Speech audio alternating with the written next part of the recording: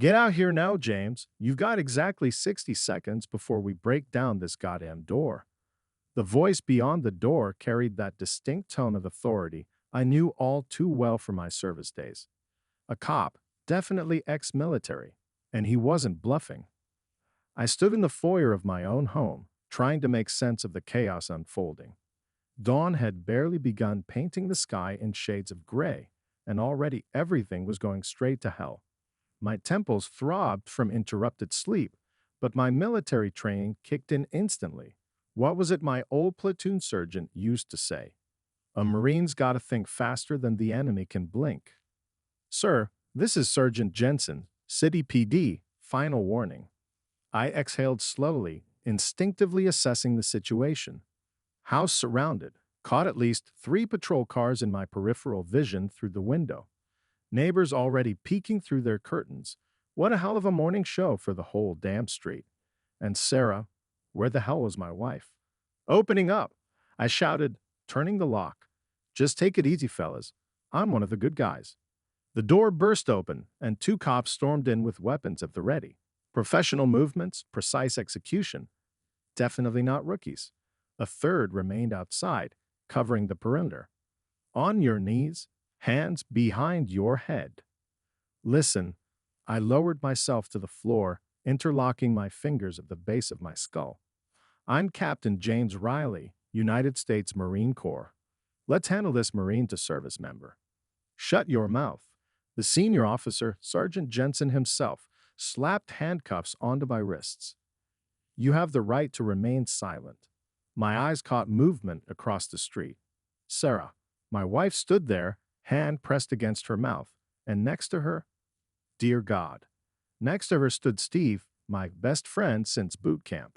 His face was whiter than a sheet of paper. The officer continued reading my rights, but I'd stopped listening. Fragments of last night played through my mind. A quiet family dinner. Sarah, unusually silent. That strange look in her eyes when I said I needed to check her phone.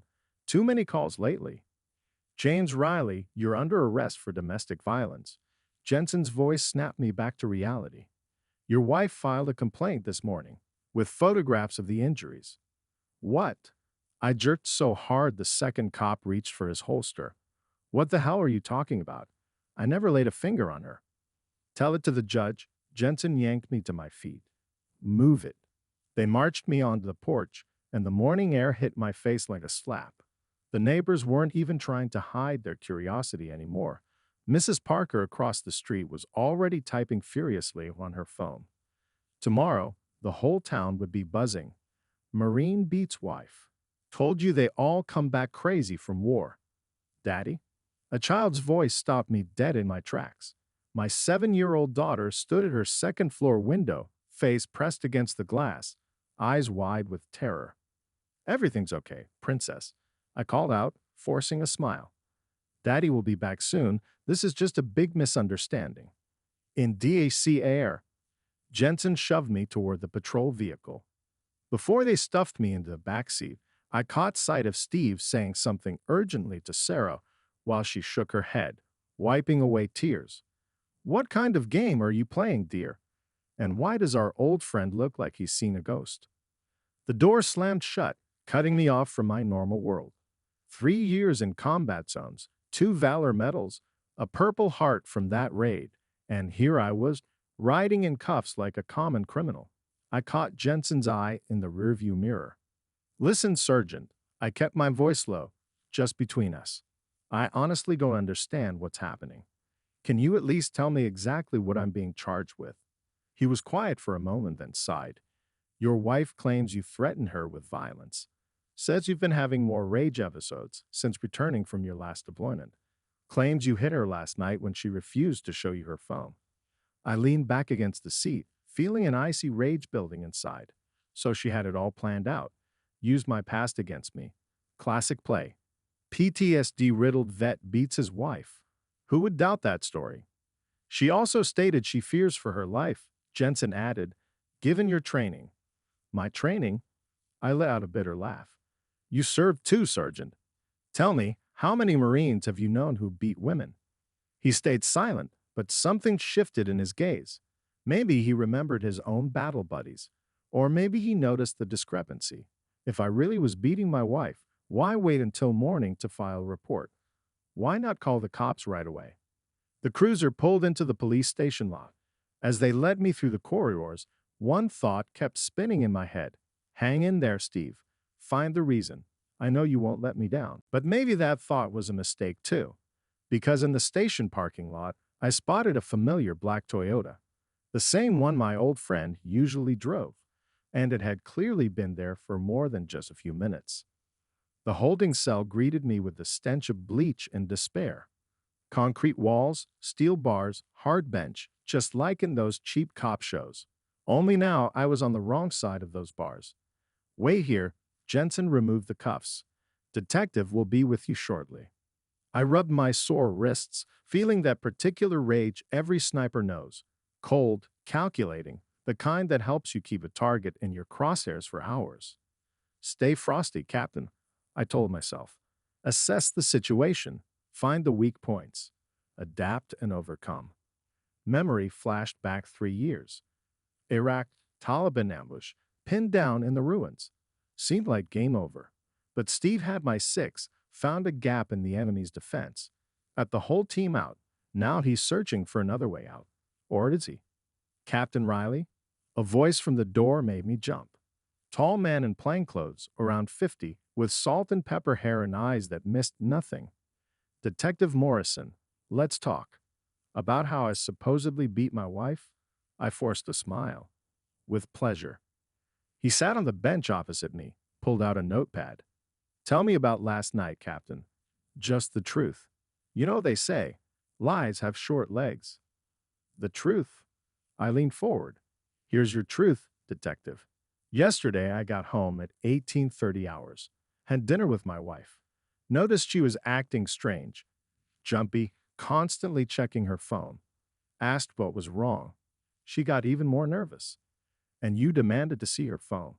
Morrison scribbled something in his pad.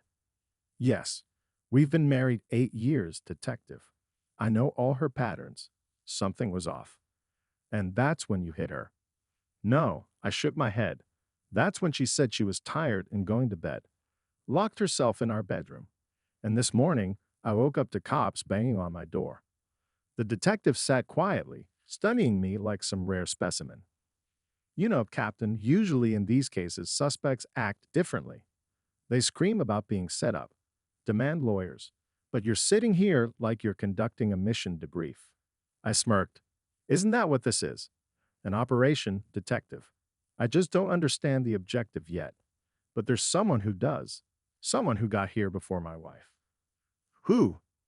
Steve Morrison, my best friend and brother-in-arms, whose car has been in your parking lot since at least 600. Something flickered in the detective's eyes. He snapped his notebook shut and stood. Sit tight, Captain. I think we both need to verify some things. Left alone, I closed my eyes. Fragments of memories swirled. How Sarah had meticulously documented every flash of my anger these past months. How she accidentally appeared nearby during my flashback episodes. How she'd been bringing up my military pension and life insurance more and more often. Then memory served up another scene. 3 weeks ago Friday, I came home early. Black Toyota in the driveway. Sarah rushing out to meet me. Too quickly, too nervously. And Steve following with that guilty smile. Hey, brother. Just dropped off some insurance paperwork. I hadn't thought much of it then. Steve visited often. Family friend. Our daughter's godfather. But now every piece of the puzzle was falling into place. And the picture it formed was so disgusting that even the concrete walls of the cell seemed to cringe in revulsion. So it's war? I whispered, feeling that cold sniper's rage building. Fine. You'll get your war, just not the one you prepared for. Footsteps echoed in the corridor. I rose slowly, squaring my shoulders, like I used to do before the troops when they needed an example of composure. Game on. And now I knew all the pieces on the board. Detective. I called out as Morrison passed the cell. Give my wife and my old friend a message. I remember what they taught us in the course. The key is not to rush the shot. No room for misses. He turned, studying me carefully. Is that a threat, Captain? Not at all. I smiled the smile my men used to call the wolf's grin. Just food for thought. Tell them, I understand everything now. Tell them to prepare for the counterattack. That first night in the jail cell felt eerily similar to manning an observation post. The same heightened awareness, the same razor-sharp focus on every sound. Only instead of sand and scorching air, I had concrete walls and the perpetual stench of bleach. And instead of trusted brothers in arms, my only company was the snoring of criminals and occasional calls from the guards. Hey boy! A voice from the neighboring bunk made me flinch. Can't sleep. Conscience keeping you up. I stayed silent. 15 hours in general population had taught me one thing. Silence is your best defense here, especially when they welcome you as a wife beater. That's the thing with you military types, the unseen cellmate continued. Big heroes in war, but back home you're just wife-beating scum. Blame it on PTSD, right? Combat stress? If you ask me, you're just animals. The iron door at the end of the corridor clanged, shutting up my vocal neighbor. The guard's footsteps sounded like salvation. A few more seconds, and I might have lost it. And that's exactly what they want. One wrong move, one flash of aggression, and Sarah's accusations would have their concrete foundation. Sarah. Memory served up a snapshot from 3 years ago. Our last vacation before deployment, the beach, her laughter, sun in her hair. I'll always be waiting for you, babe. No matter what. How did those words turn to ashes? The second day's morning started with a surprise. During breakfast, tasteless oatmeal that reminded me of MREs, a familiar guard appeared at the cell. Riley, you've got a visitor. In the visitation room, Steed was waiting. He sat hunched over, his face showing such pain that I instantly remembered that day in Fallujah when he lost half his squad. James, his voice was hoarse. This is a nightmare. I haven't been able to sleep since that morning. What's going on, Steve? I studied my old friend's face carefully.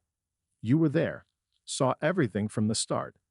He ran a hand over his face, a gesture I remembered from our toughest moments in service. Something's not right here, brother. Sarah, she's changed lately. New clothes, jewelry. I didn't think much of it at first, but now. Now what? Saw her in town yesterday, with some slick suit type. They didn't notice me, so I decided to follow. I leaned forward. What did you find? Name's Michael Peterson, local real estate hotshot. They met at Marco's. You know, that fancy place where all the town bigwigs hang out. James, Steve lowered his voice. I saw them kissing, and it wasn't like a first time. Everything inside me turned to ice. So then that's what it was. That's why all those strange calls, sudden errands, nervousness these past months. I need your help, Steve. I spoke quietly but firmly. Like in the old days. Remember our rule. Marines never leave their own behind. He straightened up, and I saw that familiar glint in his eyes, the one I remembered from combat ops. What do you need? Surveillance. Tracking. Intel gathering. Everything they taught us. I need proof that her statement is false. And I need to know everything about this Peterson. Commander, Steve's smirk showed me the old sniper, cold, methodical, merciless to the enemy. Roll out a knot like the old days. Exactly. But remember, no violence, no threats. Everything has to be clean. I know, sir. We're not like them. We play by the book. Besides, he grinned, there are things worse than physical pain, like the constant, grinding fear of being exposed. The next days turned into a strange waiting game. I sat in my cell, playing the part of a broken inmate, while out there, Steve was running a full-scale reconnaissance operation. On the third day, he brought the first results. This Peterson's one slippery bastard. Steve reported like we were back on mission, pulled some shady real estate deals, got burned clients, and something else interesting. Talk to me. Remember that cafe? Set up surveillance there. They meet every day at lunch, and they're not just talking sweet nothings. Steve pulled out his phone and played a recording.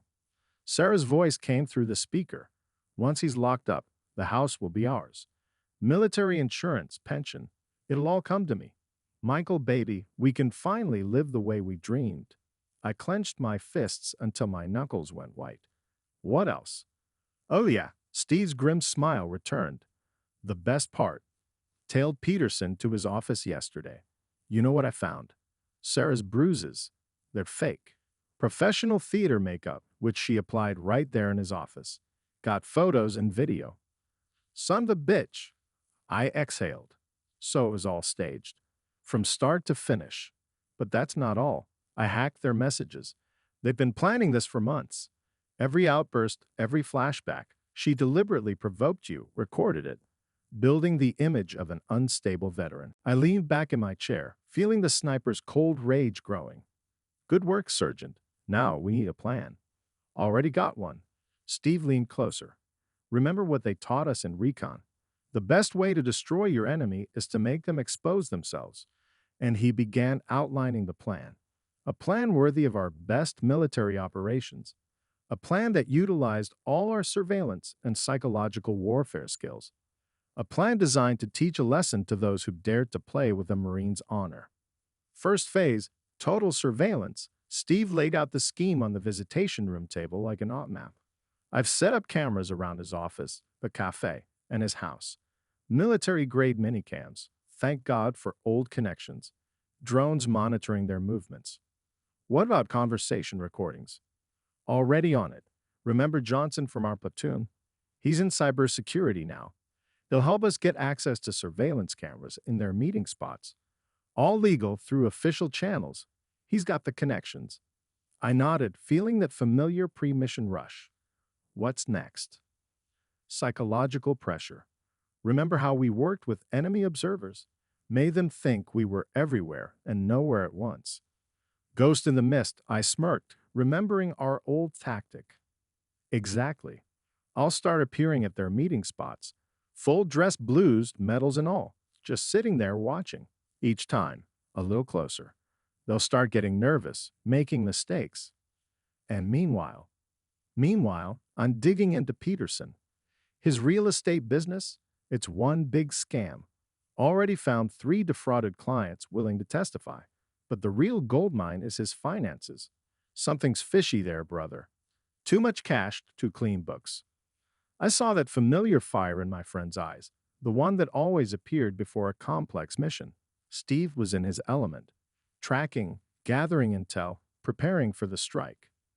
Just remember, I lowered my voice. No violence, no threats. Everything must be clean. Roger that, Commander. We're not like them. We operate by the book. Besides, he smirked. There are things scarier than physical pain, like the constant, gnawing fear of exposure. I leaned back in my chair, feeling confidence growing inside. This was it, that pre-mission feeling when every element falls into place. How long do you need? A week. 2 tops. They're already getting jumpy. Yesterday saw Peterson checking his car for bugs. And Sarah, she keeps looking over her shoulder like she can sense the surveillance. Good. Follow the plan. And Steve. Yeah. Thanks. For staying loyal. For remaining a true Marine. He stood, squaring his shoulders, that same gesture I remembered from hundreds of mission briefings. Semper Fi, Commander. Always faithful. When Steve left the visitation room, I felt my lips curving into a smile. That same sniper's smile when the target's in the crosshairs. The game was on, and now I knew we'd win. Because we had not just truth on our side, but 15 years of combat experience. And most importantly, real Marine brotherhood that money can't buy. The next days turned into a strange waiting game.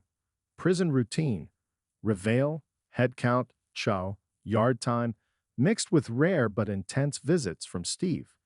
Each time, he brought new details of their little war. You were right about Peterson, Steve reported 3 days later. Tracked him to a country club. Know what he was doing there? Meeting some shady character, definitely criminal type. Handed over a thick envelope. Got it all on camera. Money laundering. Looks like it. Johnson dug into his bank accounts. The amounts going through there aren't real estate money. And here's the kicker. He recently bought tickets. Guess where? Where? Maldives. 2 tickets, 1 month out. And Sarah's passport already has a new visa. I felt my stomach clench. So they're planning to bolt once they get access to my accounts and insurance. Exactly. But there's more. Steve lowered his voice. Remember his last deal? That luxury complex on the coast. The one he advertised as the investment of the century. Yeah, I found the documents. The building doesn't meet any safety codes. None. He forged all the permits, bribed inspectors. People invested millions in what's basically a death trap. I whistled. Now that's serious. Criminal charges. 100%. And you know what's interesting? Sarah knew. I recorded their cafe conversation. She was laughing when he talked about how easily he conned the investors.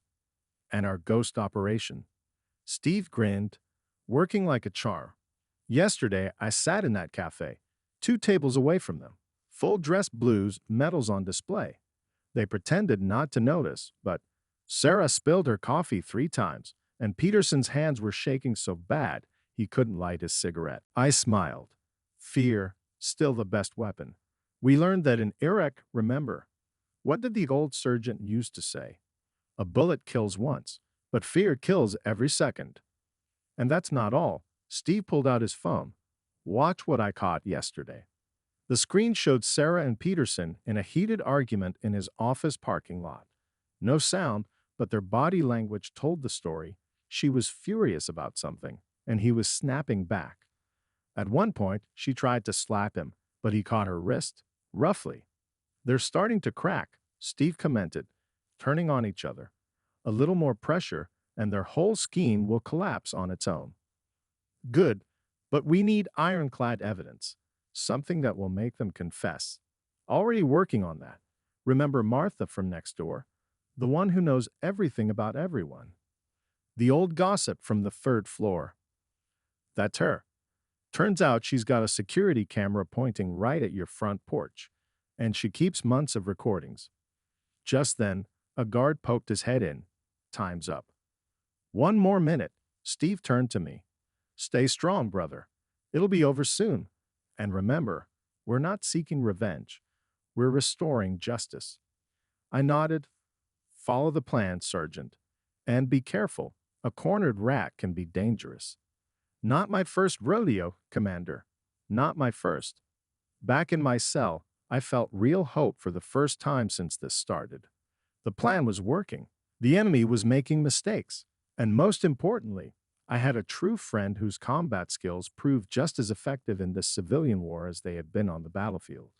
On the 10th day of my incarceration, Steve showed up earlier than usual for visitation.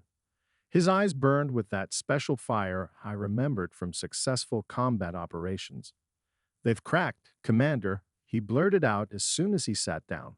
Peterson broke first. Last night he tried to withdraw all his money from his accounts. Panicked so bad, he didn't even notice the bank's security surveillance. And Sarah? Oh, that's the best part. She noticed him trying to flee alone. Had a meltdown right in his office. Got it all on tape. Screaming about betrayal, threatening to tell the police everything. I leaned forward, and he lost it. Yelled back that it was all her fault. That it was her idea to frame you. That he just played along because Steve hesitated. Finish it. Because she promised him a cut of your insurance and pension. They didn't even notice their conversation was being recorded by the office security system. I leaned back in my chair, feeling strangely empty. So that's what it was. Just business, nothing personal. Not exactly. Steve pulled out his phone. Listen to this last recording. Think you need to hear it. Sarah's voice came through the speaker, edging on hysteria. Yes, I used him. Because I'm sick of being this damn hero's wife. Always on duty, always deployed. What about me? Sitting at home waiting for him to come back in a body bag. Turn it off. I winced. What's next? Even better. Remember that neighbor with the camera? She recorded Sarah applying the makeup before going to the police. And we've got a witness, the makeup artist from the salon who sold her the special theatrical makeup. And Peterson's fraud documents. already with the DA, along with the recordings of their conversations about the real estate scam. He's under surveillance, spotted an unmarked car outside his house yesterday. I exhaled slowly. Inside, I felt hollow and cold, like after a long firefight. You know what, Steve? Remember that case in Fallujah? When we took down the insurgent leader not by force, but by wearing him down with constant pressure. Of course, Operation Ghost, our signature move. The same thing worked here. We didn't seek revenge. We just made them feel what I felt: fear, uncertainty, paranoia. Steve nodded, and they broke, like anyone who betrays their principles for money. What now? Now, he smiled. Now we wait. Tomorrow, I'll hand over all the materials to your lawyer. And the day after, he paused. The day after, Peterson has his interrogation about the real estate fraud. And you know what? He's already hinted he's ready to make a deal with the prosecution. Tell everything, including the false accusation story. I stood up, feeling something like satisfaction growing inside. So justice does exist. It does, brother. Sometimes it just needs a little help, especially if you're a Marine who knows how to run combat reconnaissance. When Steve left, I stared out the cell window for a long time. Somewhere out there in the city, the final act of our operation was unfolding. And even though I was here behind bars, I felt like a victor. Because there are things you can't buy or take away: honor, loyalty, brotherhood, and revenge served cold, just like the old special operations instructors taught us. Captain Riley, you are free to go. Those words rang through the courtroom like a rifle shot. The judge was saying something about apologies on behalf of the justice system, but I wasn't listening. I was watching Sarah, sitting on the defendant's bench next to Peterson. Her face, so arrogant and confident just yesterday, now looked gray and empty. It all happened fast. Peterson, cornered by evidence in the real estate fraud case, broke first, spilled everything, from the false accusation plan to the details of their planned escape. Sarah held out until the prosecutor showed the videos and the makeup artist's testimony. Something broke inside her then. All rise. Court is adjourned. They found her in a hotel bathroom. Veins opened with a mirror shard and a suicide note with one line: I betrayed not just my husband. I betrayed myself. They got to her in time. Saved her. And a week later, she was testifying against Peterson from a wheelchair, her arms still bandaged. 8 years. That's what Peterson got for fraud and conspiracy in false accusations. Sarah, 5 years probation with mandatory psychiatric treatment. But most importantly, complete termination of parental rights. Daddy. That cry snapped me out of my memories. I stood on the threshold of my own home, and down the stairs flew my little princess, tears streaming down her cheeks. I knew it. I knew you'd come back. She crashed into me with all her might, and I caught her up in my arms, feeling my own eyes sting with tears. Uncle Steve said truth always wins. You just have to believe.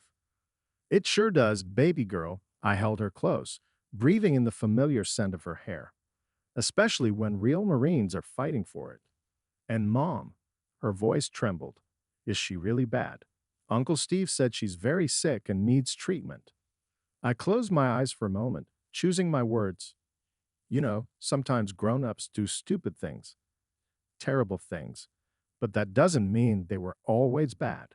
Just sometimes people lose their way. Like those soldiers you told me about, the ones who forgot about honor. Yes, princess, exactly like that. Dad, she looked at me with her huge gray eyes. Will you teach me to be as honest and brave as you and Uncle Steve? Of course, I smiled, feeling warmth spreading inside. But you know what? You're already brave. You never doubted your dad for a second. And that's what matters most. We sat on the porch until sunset. I told her stories about real friendship and honor, about how important it is to stay human even in the darkest times.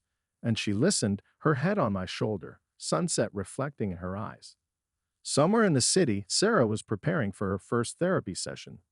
Peterson was getting acquainted with his cellmates in the county jail. And Steve sat at home, looking at our platoon photo, knowing that today he had once again upheld the main Marine commandment: never leave a Marine behind. And me, I was finally home, really home. And even though there were many challenges ahead, I knew we'd handle them because there are things stronger than betrayal, things that can't be bought, broken, or taken away: honor, loyalty, and a father's love for his child. A year has passed. In my office, among the military awards, there's now another photograph. It shows my daughter and me at her first karate competition. She insisted on becoming strong, like a real Marine. Steve became a frequent guest in our house. Every Sunday we have barbecues, and he teaches my princess the finer points of self-defense. Not for fighting, he says, but to stand up for what's right. Sarah writes letters from the rehabilitation center. I don't answer, but I let my daughter correspond. Some wounds need time to heal. Peterson found God in prison, they say. Well, everyone finds their own redemption. And me. Every evening I go to my daughter's room, watch her sleep, and thank fate for having a true friend by my side, for not breaking, for justice still existing.